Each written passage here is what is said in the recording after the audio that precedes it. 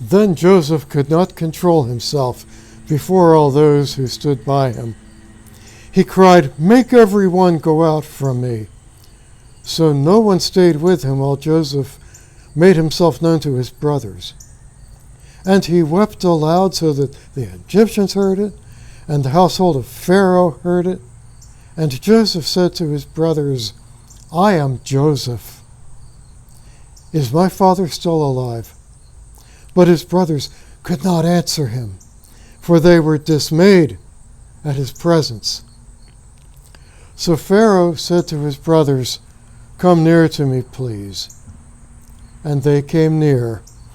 And he said, "I am your brother Joseph, whom you sold into Egypt. Now do not be dismayed, distressed, or angry with yourselves because you sold me here. For God sent me before you to preserve life. For the famine has been in the land for these 2 years, and there are yet 5 years in which there will be neither plowing nor harvest. And God sent me before you to preserve for you a remnant on earth, and to keep alive for you many survivors. So it was not you who sent me here, but God. He has made me a father to Pharaoh and lord of all his house, and ruler over all the land of Egypt. Hurry and go up to my father and say to him, 'Thus says your son Joseph, God has made me lord of all Egypt. Come down to me. Do not tarry. You shall dwell in the land of Goshen, and you shall be near me, you and all your children and your children's children, and your flocks, your herds, and all that you have. There I will provide for you, for there are yet 5 years of famine to come, so that you and your household and all that you have do not come to poverty. And now let your eyes see, and the eyes of my brother Benjamin see, that it is my mouth that speaks to you. You must tell my father of all my honor in Egypt, and of all that you have seen. Hurry, and bring my father down here." Then he fell upon his brother Benjamin's neck, and wept. And Benjamin wept upon his neck. And he kissed all his brothers, and wept upon them. After that, his brothers talked with him. Friends, this is the word of the Lord for the people of God. Thanks be to God. Last week, we reflected on the story of Joseph's brothers selling him to traders. We reflected on their fear and our fear, on how they acted on their fear, and how we might sometimes act on ours. The story concludes in chapter 50 of Genesis, when Joseph dies after a long, rewarding life. The lectionary provides us 2 snapshots from the larger Joseph narrative. Today's text brings resolution to last week's story of the brothers' awful crime when they sold their brother Joseph to traders heading down to Egypt. Last week's themes were fear and violence. Today's themes are forgiveness and God's providence. Joseph grants forgiveness. He recognizes God's providential care for Egypt and for his family. And he is in a position to forgive and to help. Or he could also be in a position to take retribution for what they did to him. But he takes the high road. And because he does, in the process of forgiving, the door is opened to Joseph and his brothers to begin the process of reconciliation all of them have changed over the years. Joseph has grown into a man of integrity and compassion and generosity. His brothers are bent with age and the effects of their struggles. We can only imagine the shock of the moment when he recognizes them. What should he do? They are desperate. They are helpless before him. And this is an opportunity for revenge. Yet, as he reveals himself to them, he forgives. Joseph and his brothers together are overwhelmed with emotion. He weeps so loudly that the Egyptians outside the room can hear him. He can even be heard in Pharaoh's palace. It is forgiveness that saves this family, frees them from the past.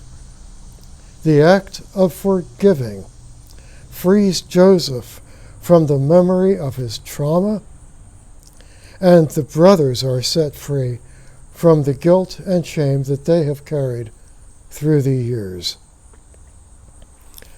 Joseph sees the hand of God at work in his life.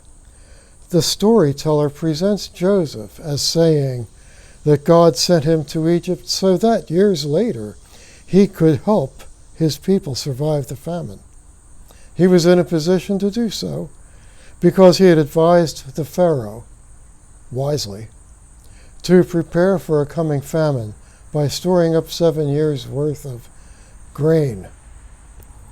You may remember Joseph interpreted Pharaoh's dream about a coming famine.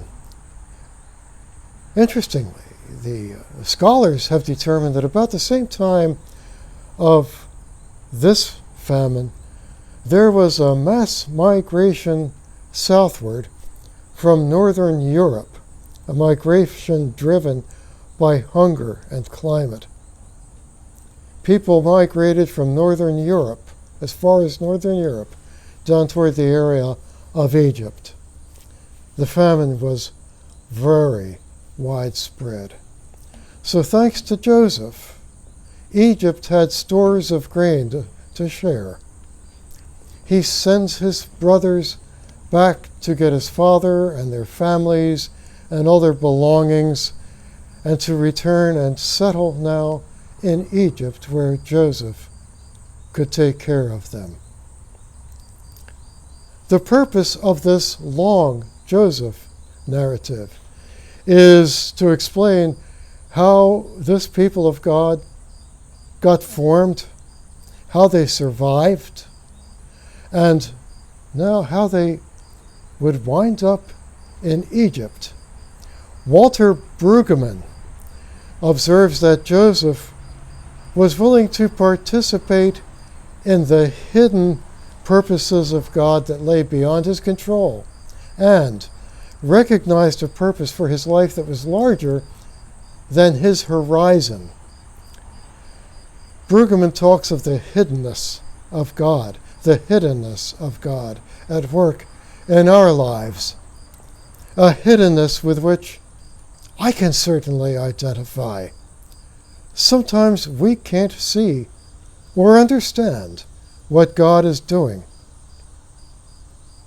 Now, it would be a gross distortion to even suggest that God made the brothers do something evil for a later greater good.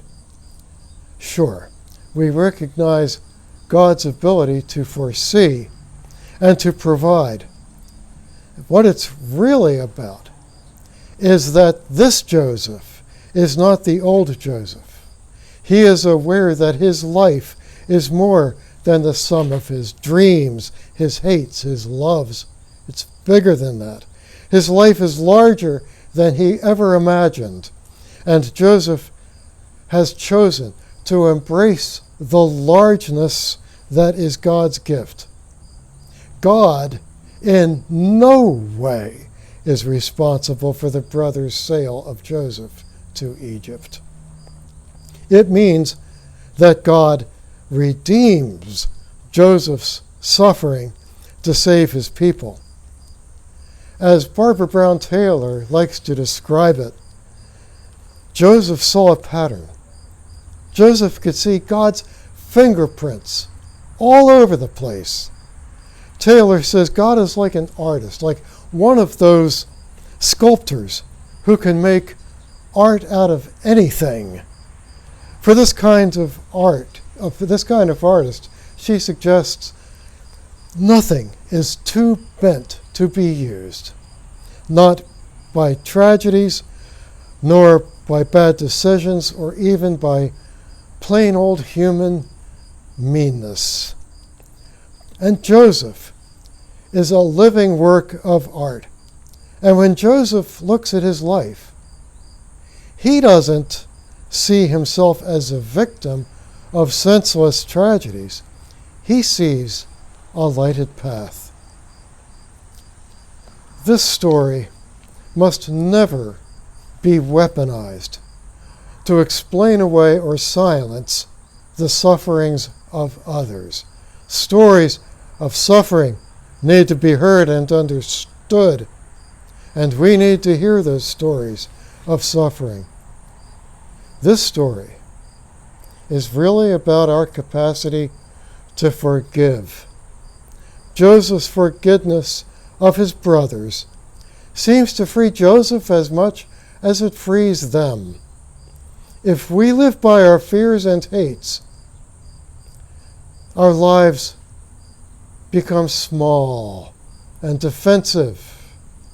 If we live by love and forgiveness, our lives become larger, filled with the deep, joyous generosity of God.